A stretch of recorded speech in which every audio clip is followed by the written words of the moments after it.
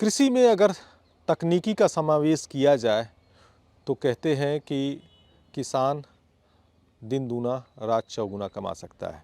लेकिन कुछ किसान ऐसे भी हैं कि जो बदलते परिवेश में ज़रूरत के हिसाब से अनाज पैदा करने की कोशिश कर रहे हैं। ऐसे ही किसान हैं जालौन जनपद के मुडौरी गांव के रहने वाले अशोक कुमार सिंह, जिनका एक 22 एकड़ का एक ऑर्गेनिक लैंड है और जिस पे मैं खड़ा हूँ।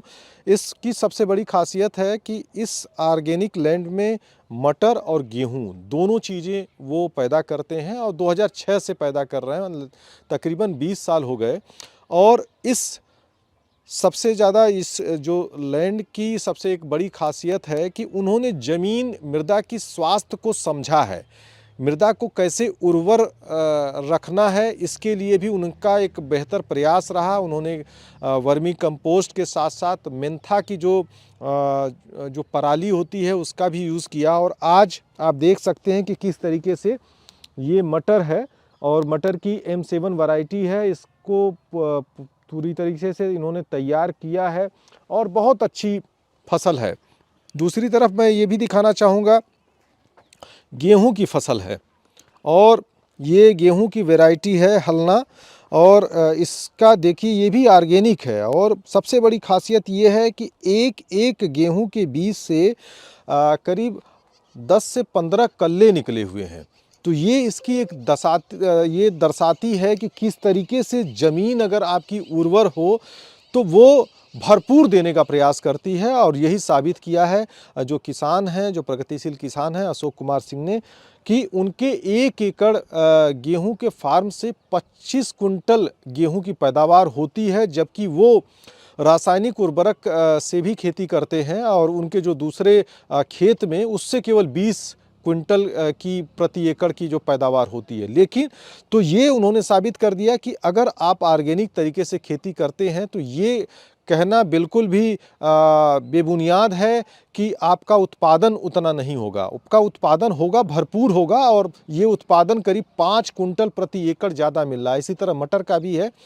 तो ये सबसे बड़ी एक खूबसूरती है और इसी वजह से इनका एक नाम है। इनको कई प्रदेश स्तरीय पुरस्कारों से भी सम्मानित किया जा चुका है।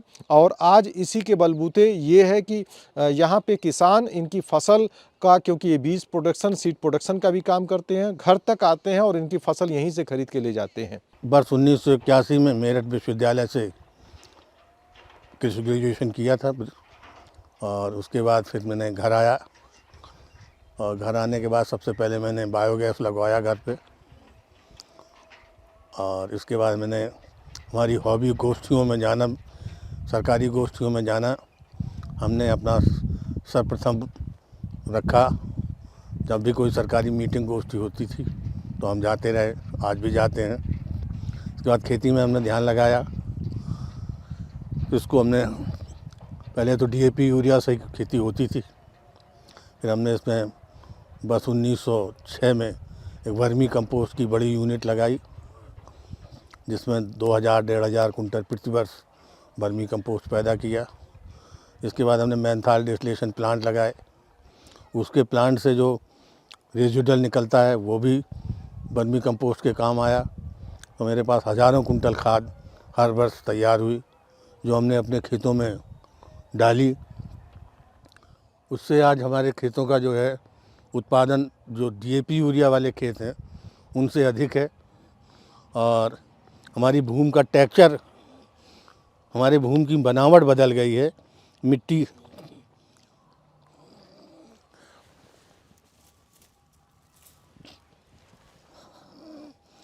एकदम भुरभुरी हो गई है। इसमें बहुतियों साल से इसमें जो है खाद नहीं पड़ा और इसका ऑर्गेनिक कार्बन 1.2 है, जबकि हमारे क्षेत्र और ज़िले में सामान्यतः खेतों का ऑर्गेनिक कार्बन प्रतिशत 0.4 है। तो उसमें इसका ऑर्गेनिक कार्बन प्रतिशत अधिक होने से इसमें हमको खाद DAP यूरिया नहीं लगानी पड़ती है। सिंचाई भी एक कम करनी पड़ती है। उत्पादन हमारा गांव में जो अन्य लोग हैं उनसे 15 से 20% ज़्यादा होता है, 15% तक ज़्यादा होता है। और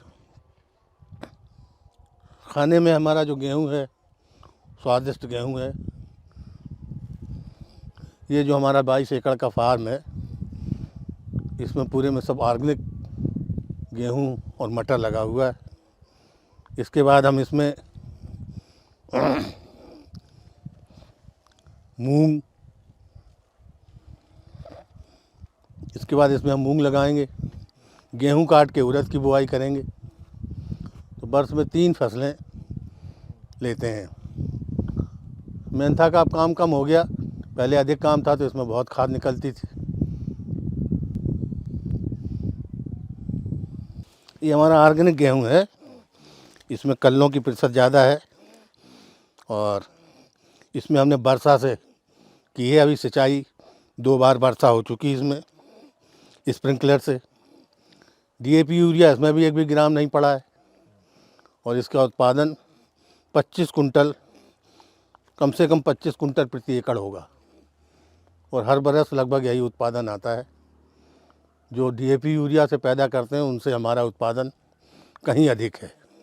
लागत कम है, डीएपी की लागत नहीं, यूरिया की लागत नहीं और कोई स्प्रे वगैरह भी नहीं करने पड़ते हैं और फसल बहुत अच्छी पैदा होती है, संतोषजनक फसल पैदा होती है। और हम इसमें 2 से 3 फसलें हर बरस लेते हैं। मेंथा ख़त्म हो गया तो अब इसमें मूंग लेंगे, मटर वाले में मूंग लेंगे और गेहूं वाले में उड़द, इस जायद में उड़द लगाएंगे और बाकी जो है खरीफ में मूंग लगाते हैं। तो ऐसे ही अगर कोई भी किसान इस तरह से खेती करता है तो अगर उसकी खेती में दम है, उसके अनाज में दम है, तो निश्चित है आपके लिए खरीदार, आपको बाजार जाने की ज़रूरत नहीं है, आपके घर तक, दरवाजे तक आपके अनाज की खरीद होगी। धर्मेंद्र सिंह, किसान तक, जालौन। अगर ये वीडियो आपको पसंद आया है तो इसे लाइक ज़रूर करें। अगर चैनल अभी तक सब्सक्राइब नहीं किया है तो कर लें और नोटिफिकेशन पाने के लिए बेल आइकन भी दबा दें।